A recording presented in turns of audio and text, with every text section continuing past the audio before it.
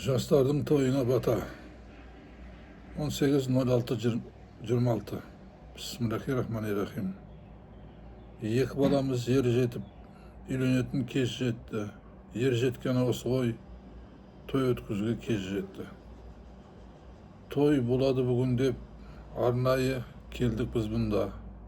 Бата беріп, жол ашып, құмарын жұрттың қандырып.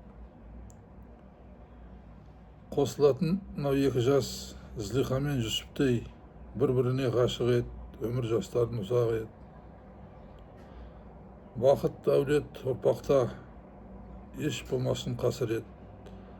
Ықыласпен тілек тілесең, береді Алла берекет. Отауларың ерге сән болсын, өмірлерің бал болсын.